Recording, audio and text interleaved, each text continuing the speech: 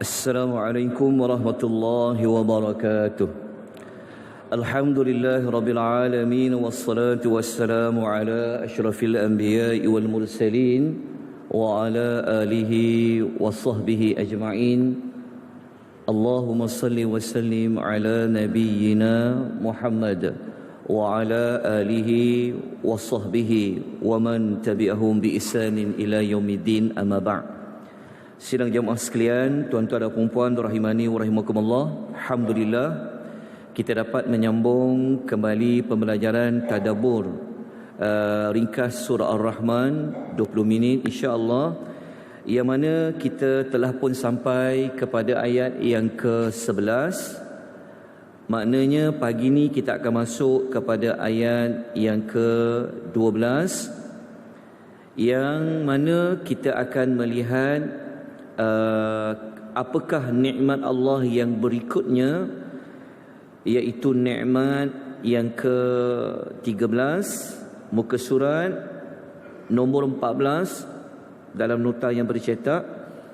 Baik, kita bacakan ayatnya terlebih dahulu. A'udzu billahi minasy syaithanir rajim.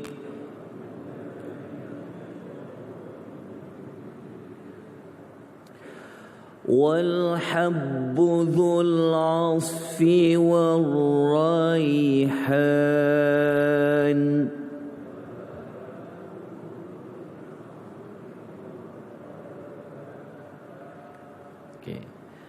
Terjemahan ayat, wal habbu, begitu juga ataupun dan terdapatnya al habbu, iaitu biji-bijian, yang mana biji-bijian itu kata Allah dzul asfi, yang mempunyai kulit, warraihan, dan juga bunga-bungaan yang harum.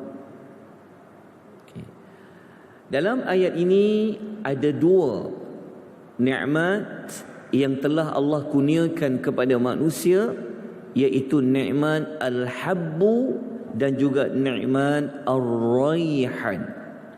Apa itu al-habbu?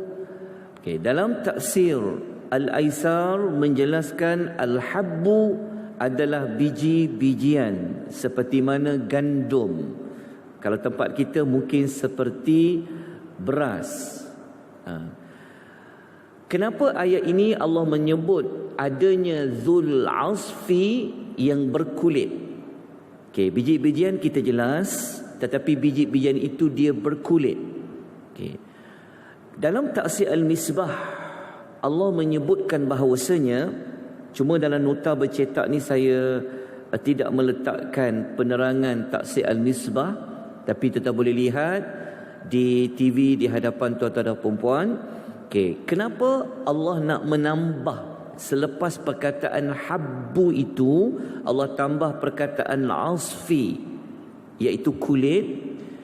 Dalam tafsir Al-Misbah menyebutkan ini adalah cara Allah Ta'ala nak mencantikkan bahasa, iaitu ayat itu. Dalam masa yang sama Allah nak mengingatkan kepada manusia anugerah keindahan yang ada pada biji-bijian. Apa yang indah pada biji-bijian? Dia mempunyai kulit. So kalau nak buka biji-bijian itu, kena dibuka kulitnya. Jadi Allah nak menggambarkan biji-bijian itu kamu dapat, lepas tu dia ada kulit. Cara Allah menerangkan biji-bijian mempunyai kulit itu sebenarnya juga adalah untuk menunjukkan keindahan anugerah Allah yang Allah cipta pada tumbuhan itu. Bukan sekadar Allah nak mengindahkan penyebutan al-habbu, bahkan kata para ulama, kulit yang ada pada biji-bijian itu sebenarnya juga adalah menjadi pelindung kepada biji-bijian. Kalau tak ada kulit, mungkin dia punya biji mungkin cepat rosak, kan? Tapi Allah nak lindung dia, dijadikan kulit. Dalam masa yang sama kata para ulama, kulit-kulit biji-bijian itu juga sebenarnya adalah untuk makanan haiwan. Orang Arab dulu kalau mereka mengembala, mereka nak bagi makan haiwan mereka. Dan kita tahu haiwan-haiwan ini juga ia akan mengeluarkan susu, ia akan ambil dagingnya. Jadi Allah Ta'ala nak kata dalam ayat ini, biji-bijian tu bukan untuk kamu saja, tapi juga adalah untuk makanan haiwan-haiwan kamu. Di antaranya adalah daripada kulit yang ada pada biji-bijian tersebut. Kalau tempat kita mungkin daripada padi, mungkin jerami tu boleh digunakan untuk makanan haiwan dan sebagainya. Okey, itu nikmat yang pertama dalam ayat ini. Yang kedua, kita jumpa tadi perkataan raihan. Apa itu raihan? Perkataan raihan sebenarnya ia berasal daripada kalimah raihatun. Daripada raihatun munculnya kalimah raihan. Okey, apa itu raihan? Kata para ulama, raihan ni orang Arab mereka memang tahu. Raihan ini adalah tumbuhan, kalau dia keluar, tumbuhan itu memiliki bau yang harum dan bau yang wangi. Daripada bau harum dan wangi inilah kita dapat keluarkan apa? Perfume. Betul. Manusia dia perlu wangi-wangian. Bayangkan tuan-tuan, kalau tak ada benda yang boleh mengeluarkan bau-bauan yang wangi, so macam mana dengan tubuh badan manusia kita perlukan wangi-wangian. Itu adalah nikmat yang Allah kurniakan kepada manusia. Tambah-tambah lagi kepada ketika mana ayat ni turun, Allah nak sebut kepada orang Arab musyrikin. Baik, daripada ayat ni apa yang kita dapat belajar? Pelajaran dia sudah pasti tuan-tuan, adalah Allah telah menjadikan kepada kita nikmat makanan daripada biji-bijian, dan juga nikmat itu juga sebenarnya adalah untuk makanan haiwan. Haiwan tu pun untuk manusia. Okey, ni mudah nak dapat keluar pengajaran. Baik, kita nak teruskan dengan ayat yang ke-13. Okey, ayat 13. Sila buka muka surat nombor 15. Dalam nota bercetak. Okey, namun begitu, sebelum kita baca ayat 13, izinkan saya untuk mengulangi kembali daripada ayat 2 sampai ayat nombor 12, apakah nikmat-nikmat kurniaan Allah yang Allah telah beri kepada manusia. Yang pertama, kita tahu nikmat Allah mengajarkan Al-Quran. Ini nikmat yang paling agung, paling terbesar yang Allah nak bagi kepada semua manusia. Nikmat kedua, di sudut diciptakan insan. Itu ayat nombor 3. Nikmat nombor 3, manusia itu dia boleh bertutur, dia boleh luahkan apa yang ada pada fikiran dia, pada jiwa dan perasaan dia. Nikmat yang keempat adalah ada pada nikmat yang Allah sebut di langit. Ada 2 nikmat. Pada ayat 5 dan pada ayat 5 ada 2 nikmat. Yang pertama, nikmat Allah telah pastikan matahari akan beredar mengikut ketetapan Allah. Begitu juga nikmat bulan yang ada pada ayat nombor 5. Setelah Allah menyebut tentang 2 nikmat di langit, Allah menyebutkan pula 2 nikmat yang Allah beri kat muka bumi ni, yang ada di bumi, iaitu ayat 6 ada 2, tumbuhan yang melata dan juga pokok-pokok yang berdahan, yang berbatang. Yang kedua-dua tumbuhan ini mereka sebenarnya tunduk taat kepada Allah dengan mengeluarkan hasilnya untuk kegunaan manusia. So ada 2 nikmat langit, 2 nikmat yang ada di bumi. Kemudian Allah perincikan kembali langit itu, apa yang Allah buat. Itu nikmat nombor 8. Allah tinggikan langit. Saya tak perlu ulang kembali apa yang telah kita bincangkan. Kemudian Allah telah menjadikan adanya neraca keadilan. Itu ayat nombor 7. Begitu juga nikmat nombor 10. Allah menyebutkan, Allah memerintahkan manusia kalau menimbang mestilah kena adil, maka Allah telah jadikan adanya alat timbangan. Nikmat yang ke-11, nikmat apa? Adalah nikmat Allah menghamparkan bumi ini untuk anam. Masih ingat lagi anam? Ayat nombor 10 adalah untuk makhluk-makhluk Allah yang mempunyai nyawa, seperti manusia, seperti jin. Daripada nikmat nombor 11 ini, Allah pecahkan lagi dengan lebih terperinci, iaitu keluarlah 4 nikmat daripada nikmat nombor 11 itu, iaitu yang kita pelajari pada tahun lepas. Ingat tahun lepas? Ni tahun baru dah ni, sebab dah masuk bulan Muharram. Kan ayat nombor 11 Allah sebut apa? Allah jadikan macam-macam jenis buah-buahan. Lepas tu pula Allah perincikan lagi buah-buahan tu apa? Iaitu ayat nombor 11 tu juga Allah mengatakan adanya pohon kurma yang mempunyai kelopak mayang. Jadi kalau kita tengok dekat kurma ada kelopak mayang, jaga biji kurma tu, itu semua Allah sebutkan. Kemudian Allah perincikan lagi apa dekat bumi yang Allah hamparkan tu, Allah bagi nikmat apa pula? Adanya biji-bijian yang berkulit dan bunga-bunga yang harum yang kita belajar tadi.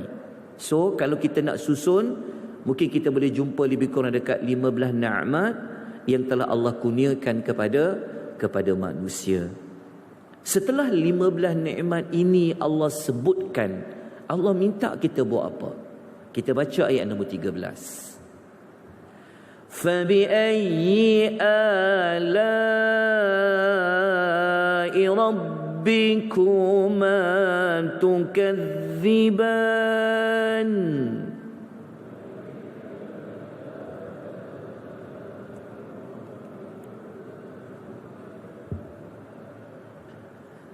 Maka fa tu Allah kata justru itu, sebabkan 15 nikmat tadi Allah kata maka nikmat Tuhan kamu berdua. Okey, dalam nota saya tidak letakkan terjemahan kamu berdua. Jadi kita kena tambah selepas perkataan kamu, hendaklah tambah perkataan berdua. Berdua tu dekat kuma tu. Rabbikuma, Tuhan kamu, kuma berdua. Yang manakah yang kamu hendak dustakan kesemak? Okey. Soalan dia sebenarnya ayat ni terjemahannya tak ikut perkataan lah, tetapi dia terjemah dia susun ayat tu. Kalau kita terjemah dari sudut huruf by huruf, kalimah by kalimah, dia akan jadi maka ayyi, yang manakah ala nikmat Rabbikuma, Tuhan kamu berdua, tukadziban, yang kamu hendak dustakan. Okey, tuan-tuan mungkin boleh buat catatan tambahan.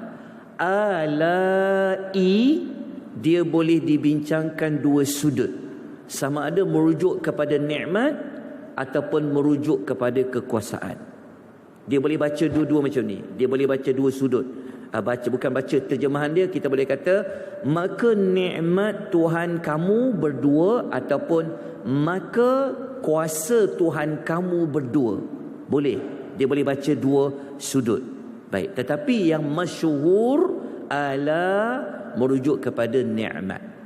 Okey, dalam ayat ini, bukan sekadar ayat ni, kita akan jumpa nanti dalam ayat-ayat yang lain. Kenapa Allah bertanya? Kenapa ada fabi ayyi? Kenapa Allah bertanya? Okey, pertanyaan ini kata Dr. Wahbah dalam tafsir Al-Munir, adalah nota muka surat nombor 15 tu. Allah bertanya dalam ayat ini sebenarnya bukan bertanya tu macam Allah nak tahu jawapan, tapi Allah bertanya dekat sini sebenarnya Allah nak membuat pengukuhan. Allah nak menegaskan bahawa dia telah kurniakan nikmat. Okey. Kalau kita nak perluaskan lagi dekat soalan tu, sebenarnya Allah nak tanya apa? Okey. Contohnya dia akan keluar soalan macam ni. Dia akan keluar soalannya, apakah nikmat yang telah Allah berikan kepada kamu yang kamu tak mengaku dia dari Allah? Kan 15 tadi tu kan? 15 nikmat tu. Daripada ayat 2 sampai ayat nombor 12 tu, soalannya Tuhan kata, okey, 15 nikmat tu kamu tak mengaku lagi ke ia datang dari Allah? 15 nikmat tu kamu tak nampak lagi ke tentang kekuasaan Allah? Kamu nak tengok kebenaran, kamu nak cari kebenaran, kamu tak nampak lagi ke kebenaran Allah itu Esa ada pada 15 nikmat itu? Apakah kamu tidak nampak? Okey, soalan-soalan ini adalah daripada perincian Allah bertanya fabi ayyi. Okey, jelas tuan-tuan dan puan? Sebab nanti kita akan jumpa Allah ulang berapa kali fabi ayyi? Berapa kali tuan-tuan? Allah akan ulang sebanyak 31 kali. Okey. Sebab tu kalau hafal surah Rahman, kalau baca fabi ayyi tak cukup 31 tu, ada yang lupa lah tu. Dan menariknya, kalau tuan-tuan perhalusi 31 kali Allah ulang fabi ayyi ni, Allah menggunakan pendekatan pintu syurga dan pintu neraka. Faham tak pintu syurga? Baik, pintu syurga ada berapa? Ada 8. Pintu neraka ada berapa? Ada 7. Allah akan sebut fabi ayyi ala ni, Allah akan guna kaedah 8, 7, 8, 8. Faham tak? 8, 7, 8, 8. Ini bukan nombor ekor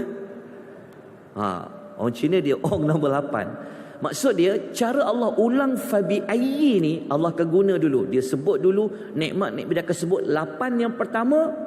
Lepas tu dia masuk cerita tentang neraka 7 kali fabi ayyi pula. Lepas tu ketika dia cerita tentang syurga, dia sebut lagi 8. Ketika dia cerita lagi syurga, dia sebut lagi 8. Nak tahu tentang syurga neraka ni, dia macam ni. Okey, dia begini. Kalau tuan-tuan buat sinopsis ya, pada keseluruhannya surah Ar-Rahman ni, kita akan jumpa begini. Saya ambil yang ayat pasal neraka, syurga kelas pertama, syurga kelas kedua. Tuan-tuan perasan ke dalam surah Ar-Rahman ni sebenarnya Allah ada menyebut syurga tu ada 2 jenis. First class dengan second class. Tuan-tuan nak pilih yang mana? Nak kelas first class ke nak kelas ekonomi? Mesti nak first class. Dalam surah Ar-Rahman sebenarnya Allah sebut ada syurga kelas yang pertama. Nanti kita akan jumpa ayat 46 sampai 61. Lepas tu Allah akan sebut syurga kelas kedua, bawah sikit, ayat 62 sampai 77. Ketika Allah sebut syurga kelas pertama, Allah akan letakkan dulu fabi ayyi ala 8 kali. Lepas 8 kali dia ulang, masuk ayat yang syurga kelas kedua, dia akan sebut pula 8 kali. Itu yang jadi 8. Tapi ketika dia menyebut neraka, dia akan bermulalah pada ayat 43, daripada ayat 31 sampai 45 tu, Allah kita akan jumpa Allah sebut fabi ayyi ala 7 kali. Faham tak maksudnya? Ketika menyebut tentang orang berdosa masuk neraka 7 kali fabi ayyi ala. Ketika menyebut syurga kelas pertama 8, syurga kelas kedua 8. Tapi sebelum tu Allah akan sebut 8, 7, 8. Allah menggunakan pendekatan pintu syurga. Nanti kita akan belajar. Baik tuan-tuan, kita ulas perkataan ini. Okey, dalam ayat ni Allah sebut Rabbukuma. Kenapa ada 2? Rabbukuma, kuma tu. Tuan-tuan tahu tak 2 tu siapa? Maka nikmat Tuhan kamu berdua. Berdua tu siapa 2 tu? Dalam tafsir Al-Qurtubi, beliau mengatakan Rabbukuma di situ Allah nak sebut pada manusia dan jin. Ingat lagi mula-mula kita belajar surah Rahman? Nabi pernah bacakan sebelum baca dekat para sahabat, Nabi bacakan apa surah Rahman ni? Nabi baca daripada kumpulan jin. Nabi baca dekat jin. Jin ni apabila dia dengar Nabi baca surah Rahman sampai pada ayat-ayat itu, mereka akan, apabila Nabi kata fa bi ayyi ala'i rabbikuma tukadziban, jin dia ada satu ucapan tu.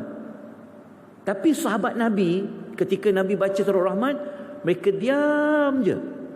Dia tak jawab selepas Allah kata fa bi ayyi ala'i rabbikuma tukadziban. Tadi kita telah ulang pada awal wakah dulu. Dan selepas ini kita akan buktikan lagi, betul ke dalam surah Rahman ni sasaran ayat itu Allah nak sebut kepada jin? Nanti kita akan jumpa ayat yang khusus tentang penciptaan jin. Jadi Rabbukuma berdua tu merujuk kepada manusia dan jin. Okey, kenapa Allah sebut Rabbu? Sebenarnya Allah nak kata nikmat-nikmat itu berasal dari Dia. Kan kita belajar Rabbil Alamin tu, kalau kita jumpa perkataan Rabb dalam Quran, dia merujuk kepada Allah yang mencipta, Allah yang memiliki, Allah yang mentadbir. Jadi kenapa Allah nak kata Rabbukuma? Kenapa guna nama Rabb? Allah nak kata nikmat yang kamu dapat tu adalah nikmat daripada Tuhan yang apa? Yang jaga kamu, yang pelihara kamu, yang jaga urusan kamu. Okey. Allah nak kata bahawa nikmat tu bukan sekadar dari Allah tu, tapi Allah itu apa yang dia buat? Dia adalah Rabb kepada kamu berdua, manusia dan jin. Baik, tuan-tuan rahimani wa rahimakumullah, kenapa perlu ulang 31 kali? Kata Al-Imam Qurtubi, tujuannya adalah untuk memastikan manusia ni sentiasa ingat tentang nikmat-nikmat itu. Tetapi nanti kita akan kupas lagi, adakah setiap pengulangan 31 kali fa bi ayyi ala itu nikmat yang sama? Jawapannya tidak. Nanti kita akan kupas setiap pertemuan ayat ni ada fa bi ayyi ala rabbikuma tukadziban. Baik, tuan-tuan rahimani wa rahimakumullah, kita akan terus pergi pada pengajaran, selepas tu kepada tindakan. Okey, pengajaran daripada ayat nombor 13 tadi yang merupakan perintah pertama untuk bersyukuri akan nikmat Allah, kita dapat belajar apa? Semua nikmat itu datangnya dari Allah. Allah buat apa pada kita? Dia yang cipta kita, Dia yang jaga kita, Dia itulah yang bagi nikmat kepada kita. Dia bukan sekadar cipta kita, tapi Dia pastikan apa yang Dia ciptakan itu dipenuhi keperluan Dia. Siapa Dia? Manusia dan jin. Lepas tu Allah tanya, kan, kamu tak percaya lagi ke tentang nikmat Allah tu? Okey, tindakan selepas tadabbur ada dua. Kita mengakui semua nikmat itu adalah dari Allah, dan yang pastinya tindakan kedua, kita mensyukuri akan nikmat Allah itu dengan kita memperbanyakkan ibadat hanya semata-mata untuk Allah Subhanahu wa ta'ala.